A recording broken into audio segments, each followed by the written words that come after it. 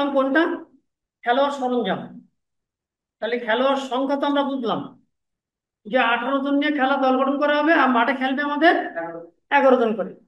এরপরে খেলোয়াড় সরঞ্জাম আমি কি, তাকে টি শার্ট লাগবে, যারা বলে হাফ প্যান্ট, এবং 11 জনকে একই রকম কালার হওয়া লাগবে, তাদের নাম্বার দেওয়া থাকা লাগবে, এবং যে দল বা যে সেই দলের নাম সেখানে লেখা থাকতে হবে নাকি।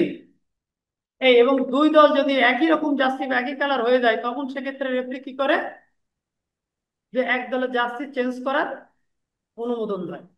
হয়তো দুইটা লাল হয়ে গেছে, তখন তার খেলা পরিচালনা করতে সমস্যা হবে না, যে কাদের কি ডিসিশন নেবে। তখন সেক্ষেত্রে রেফারি এক দলকে অনুরোধ করে যে জার্সিটা চেঞ্জ করতে হবে। এই জন্য এক একটা দলে একাধিক পোশাক কিন্তু থাকে বা থাকতে হয়। এটা গেল। আর কি থাকে আমাদের?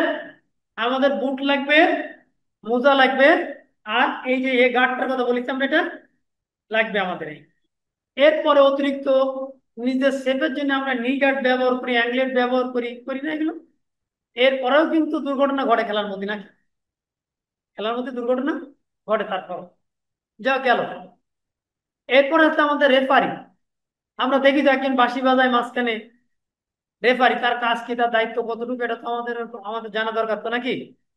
তাহলে খেলা পরিচালনা করেন কে? রেফারি। যিনি খেলা খেলা পরিচালনা করেন তার নাম রেফারি।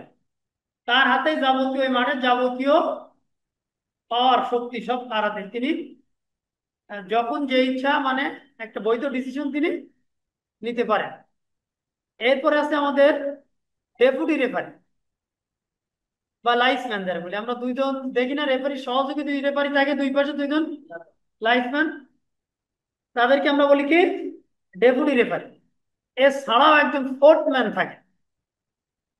কোন নতুন আইন একজন ফোর্থ ম্যান, হয়তো দেখা যাচ্ছে পাশে রয়েছেন, ওই লাইসম্যান দেখতে পাইনি একটা চূড়ায় মায়ের বা যে কোনো কিছু, কিন্তু ওই চতুর্থ রেফারি তার নজরে আসছে, সে কিন্তু সেখানে ফাউল মানে পক্ষপাত করে সেটাকে রেফারিকে সংকেত দিতে পারে যে এটা একটা অবৈধ বা অসৎ আচরণ হয়েছে, ফাউল।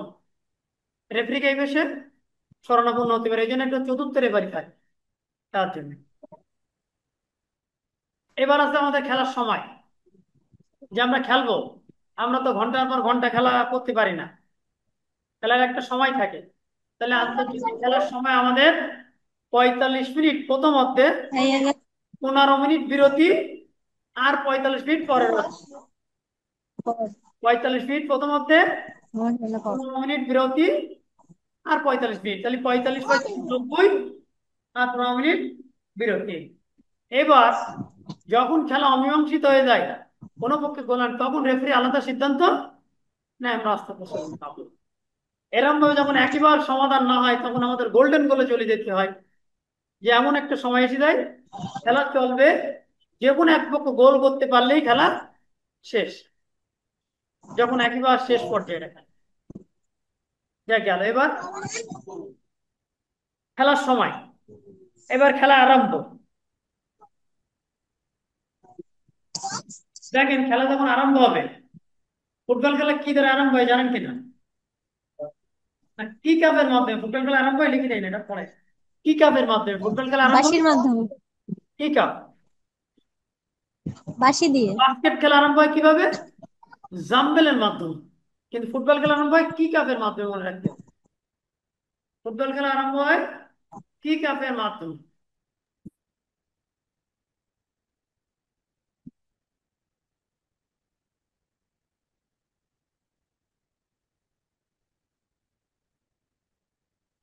তাহলে খেলা আরম্ভ হবে কি কাপের মাধ্যমে?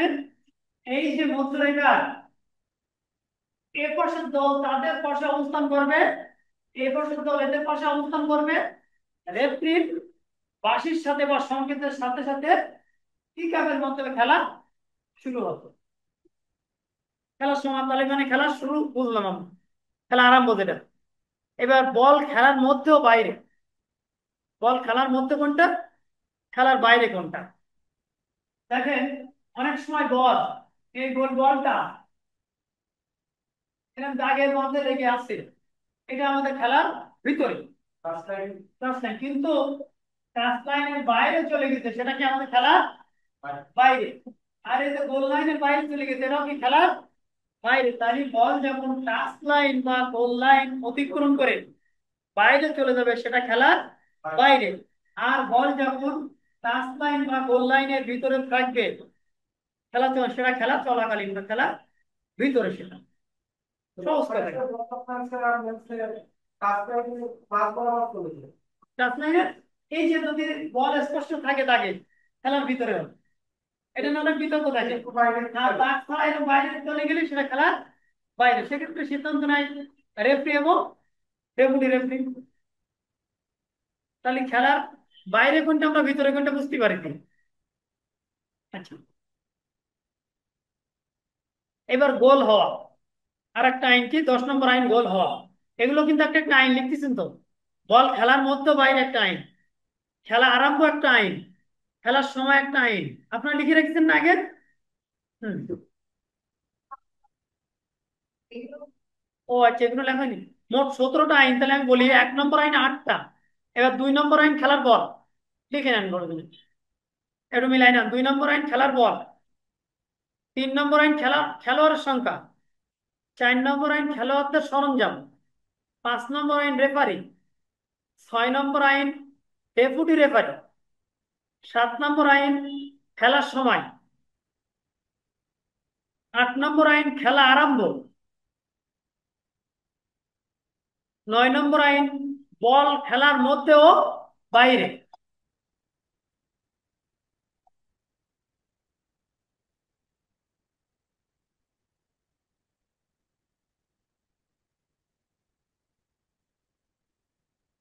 বল খেলার মধ্যে ও বাইরে।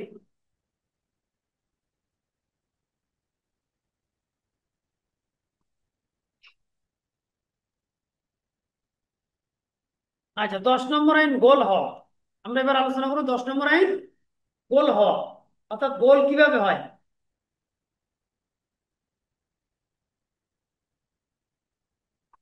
গোল কিভাবে হয় আমরা সেই গোল হওয়াটা আলোচনা দেখেন। একটু মুছে দেয় এগুলো নাকি, এটা এগুলো বলতেছি না আমরা।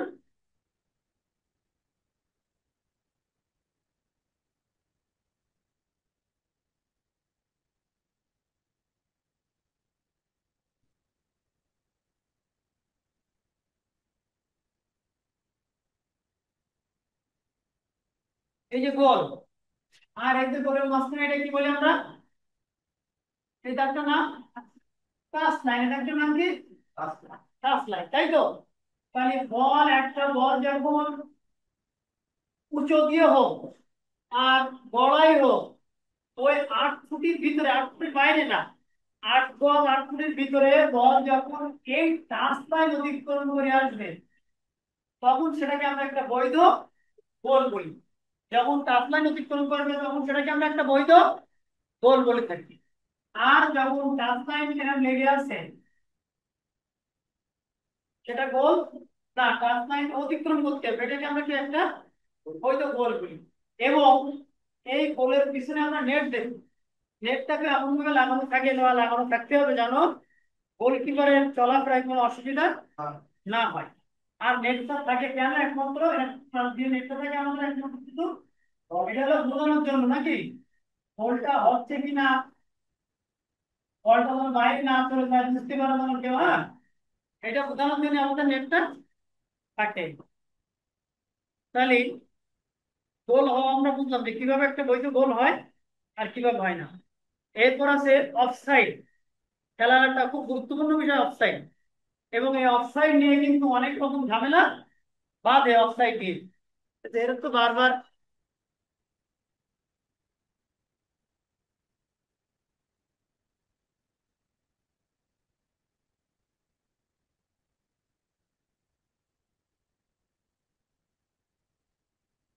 দেখেন।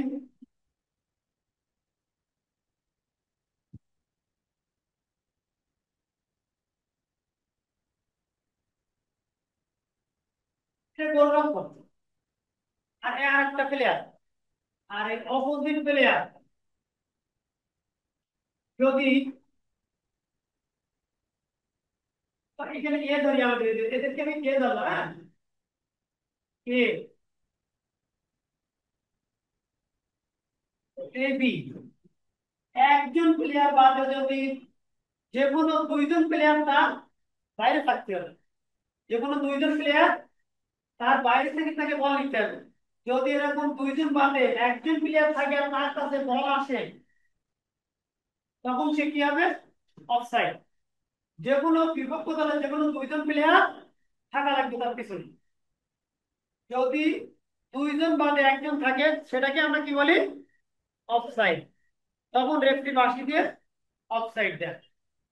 এবং অফসাইড, তার কাছে বল দিলে অফসাইড হবে। যদি তার দিয়ে আর একজন এখান থেকে বল শর্ট করে ডাইরেক্ট বলে মারবে, সেটা আমরা অফসাইড হবে না, কারণ তার উদ্দেশ্যে দেয়নি, সে দেশে কিন্তু ভুলের উদ্দেশ্য। তাহলে অফসাইড বুঝতে পারছি আমরা।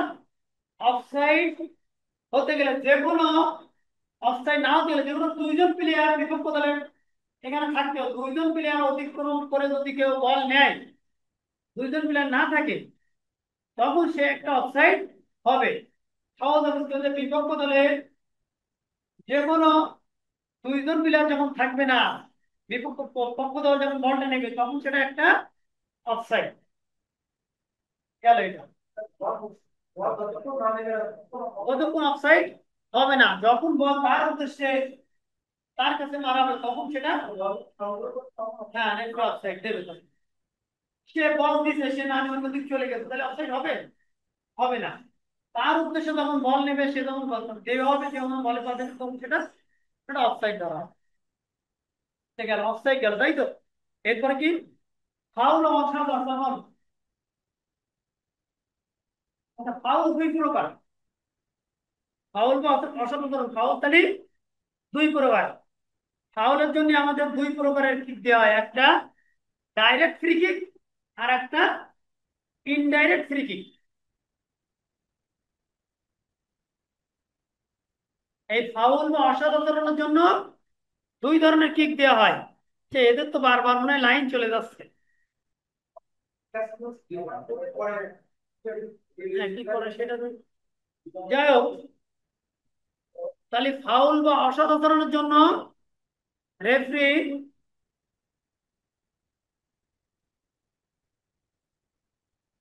আমরা অনেকে যারা যাকে ভিডিও রেকর্ড করি, এরা মেসেজ দিচ্ছে না। তাহলে আমরা মনে হয় ফাউল বা অসাধারণ।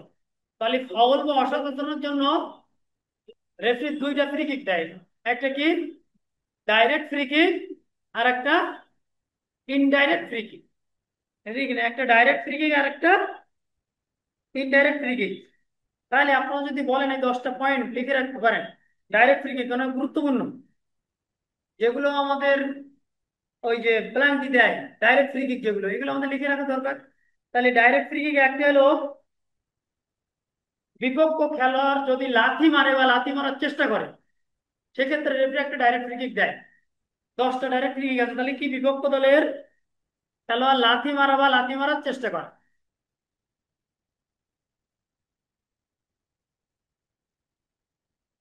লাথি মারা বা লাথি মারার চেষ্টা করা। 2 নম্বর ল্যাং মারা।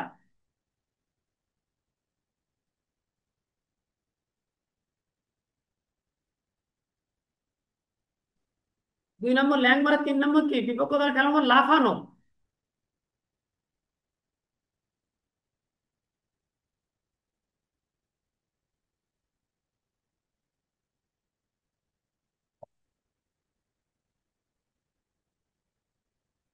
লাফানো লিখেছেন?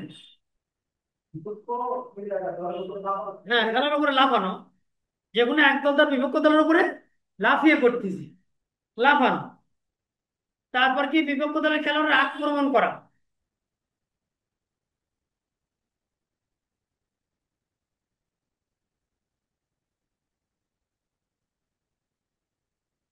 এবং বিপক্ষ দলের খেলোয়াড়ে আঘাত করা বা আঘাত করার চেষ্টা করা। বিপক্ষ খেলোয়াড়কে আঘাত করা বা আঘাত করার চেষ্টা করা।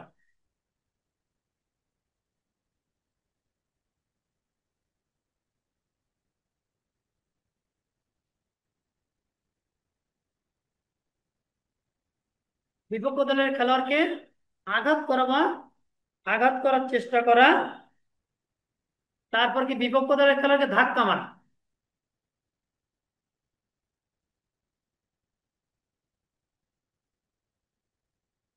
বিপক্ষ দলের খেলোয়াড়কে ধাক্কা মারা এবং খেলার পূর্বে বা আগে ধরে বলে খেলার আগে বিপক্ষ দলের খেলোয়াড়ের সাথে সংঘর্ষ করা।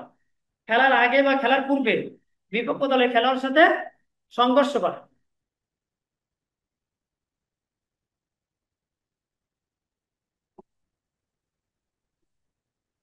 বিপক্ষ দলের খেলোয়াড়ের ধরে রাখা।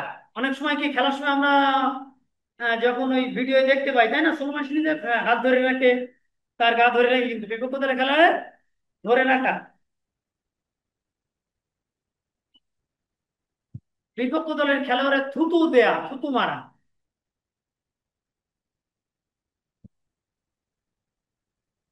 আর 10 নম্বর আছে বল হাত দিয়ে ইচ্ছাকৃতভাবে ধরা, ধরা, বহন করা, আঘাত করা বা সামনে চালিত করা, এইসব গুলো বল ধরে যেগুলো করে, হ্যাঁ, বল ধরে আঘাত করলে, বল সামনে চালিয়ে দিলে, হাত দিয়ে ধরা গোলকিপারের জন্য এই। তবে কি এই নিয়মটা কি আমাদের গোলকিপারের জন্য শুধু নেই, দুই দলের যে গোলকিপার আছে সে কিন্তু বল হাত দিয়ে ধরতে পারে, বল ধরে চেলে দিতে পারবে, শুধু এই আইনটা গোলকিপারের জন্য না, আর সবার জন্য নাকি। গোলকিপারের বল হাত দিয়ে ধরতে পারে।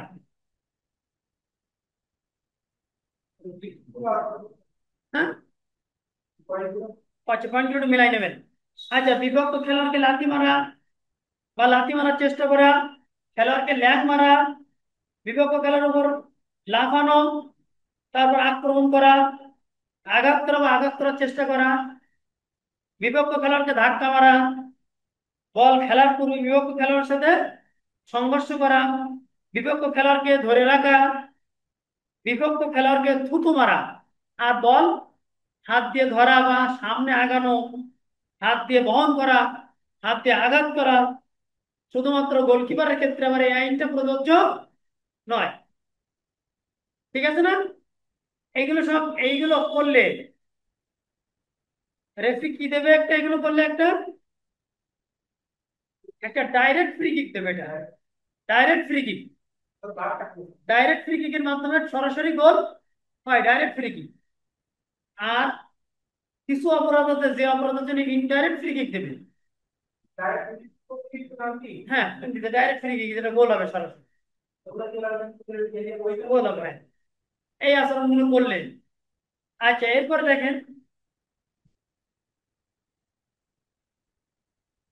যে আচরণগুলো করলে এটা ইনডাইরেক্ট ফ্রি কিক দেবে, সেগুলোতে এমন ভাবে খেলা যা রেফারির নিকট বিপজ্জনক বলে মনে হয়। ইনডাইরেক্ট ফ্রি কিক যেগুলো, এমন ভাবে খেলা যেটা রেফারির নিকট বিপজ্জনক বলে মনে হয়।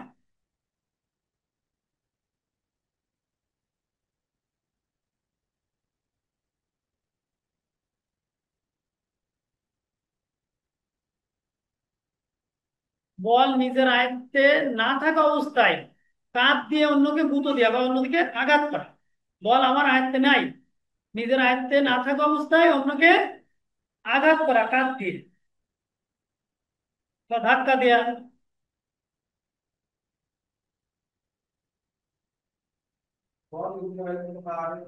নিজের আয়ত্তে না থাকা অবস্থায় অন্যকে কাঁধ দিয়ে আঘাত করা বা ধাক্কা দেয়া।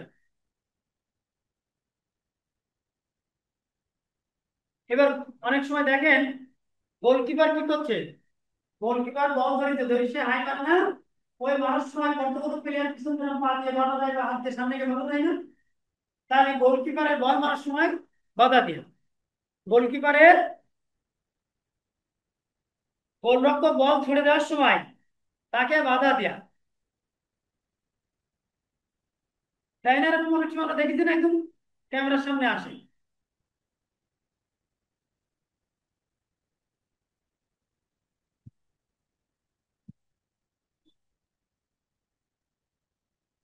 বল নিজে খেলছেন, আমার কাছে নেই বল, আমি খেলছি না, কিন্তু হয়তো আরেকটা প্লেয়ার এসেছে, তাকে আমি বাধা দিচ্ছি বা তাকে আক্রমণ করতে যেতে দিচ্ছি।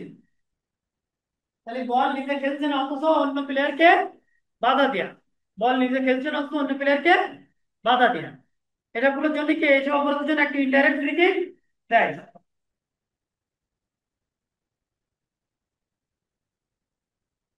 এবার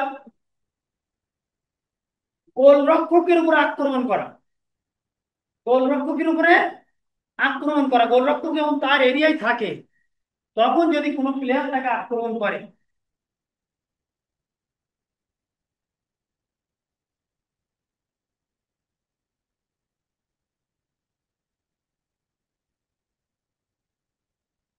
এই গোলরক্ষক যখন বল ছুড়ে দেয়, হ্যাঁ মানে অন্য প্লেয়ার টাচ করার পূর্বে আবার যদি বলটাকে টাচ করে, গোলরক্ষক নিজে যদি বলটা ছুড়ে দিল বা হাই মারলো, সেক্ষেত্রে কি ওই বলটাকে অন্য আর একটা যে কোনো প্লেয়ার যে দলের হোক টাচ করতে হবে। টাচ না করে যদি গোলরক্ষক আবার টাচ করে তখন একটা ইনডাইরেক্ট ফ্রি কিক। এরকম হয় না মাঝে মাঝে? হ্যাঁ, এরকম বলে না, হয় না মাঝে মাঝে? কি ছোটবেলায় যারা বোঝে না খেলে কি এই এই শুরু হয়ে গেছে বলে নিজে নিজে টাচ করতে করতে দিয়ে চলে যায়। তাই তো নাকি? তাই গোলরক্ষক বল দেওয়ার পরে অন্য আর একটা প্লেয়ার টাচ প্রয়োজন, যদি টাচ না করে সে দুবার টাচ করে সেক্ষেত্রে একটা ইনডাইরেক্ট ফ্রি কিক পায়। এরপরে আছে কি, যদি আমাদের অনেক সময় আমরা দেখেছি গোলরক্ষক ইচ্ছা করে বলটাকে ধরবে, ধরে শুয়ে পড়ে, নিজের আঘাতের ভূমিকা করে, মানে নিজের সময় নষ্ট করে। তাই গোলরক্ষক যদি ইচ্ছাকৃত ভাবে সময় নষ্ট করে, গোলরক্ষক যদি ইচ্ছাকৃত ভাবে বল নিয়ে সময় নষ্ট করে, গোলরক্ষক যদি ইচ্ছাকৃত ভাবে সময় নষ্ট করে,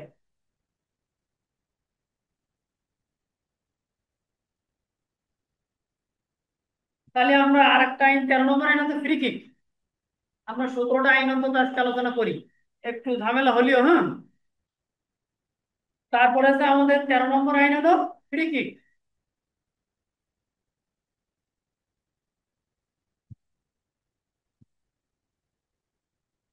ফ্রি কিকও দুইটা, যে কিকে সরাসরি গোল হয় তাকে আমরা প্রত্যক্ষ ফ্রি কিক বলি। কোনটা? হ্যাঁ, ও তারপরে ফ্রি কিক আর একটা আইন। হ্যাঁ, ফ্রি কিক আলাদা আইন, ফাউল ও অসাধারণ একটা আইন, ফ্রি কিক আলাদা একটা আইন। এটা হলো 13 নম্বর আইন ফ্রি কিক। আমরা ওই যে যে দুটো দুটো আইন দিয়েছি না বলে এক্ষুনি, সেই একই, যে যে কিকে সরাসরি গোল হয় তাকে আমরা কি বলি? প্রত্যক্ষ ফ্রি কিক বা ডাইরেক্ট বা ইনডাইরেক্ট যেটা বলবো। আর যে কিকে সরাসরি গোল হয় না তাকে আমরা বলি পরোক্ষ ফ্রি কিক। এরপর 14 নম্বর আইন পেনাল্টি কিক।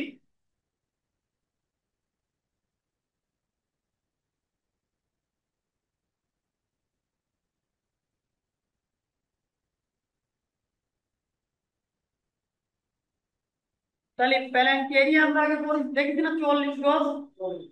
ওই এরিয়ার ভিতরে কোন প্লেয়ার যদি ওই যে 10টা আইন লিখলাম আমরা, 10টা কি, 10টা আপনি যেটা এক্ষুনি প্রশ্ন করলেন যে ওইটা কি পেনাল্টি কিক, ওই যে 10টা অসৎ আচরণের কাজ যদি করে সেক্ষেত্রে রেফারি কি ডাইরেক্ট ফ্রি কিক দেয়।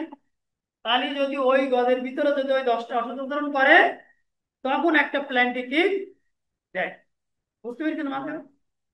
যে যদি তখন কোনো প্লেয়ার, ওই যে 10টা আমরা লিখলাম না, থুতু দেয়া, অন্য প্লেয়ারকে বাধা দেয়া, হাত ধরে টানা, গেঞ্জি ধরে টানা, ল্যাং মারা, মারার চেষ্টা করা, আঘাত করা, আঘাত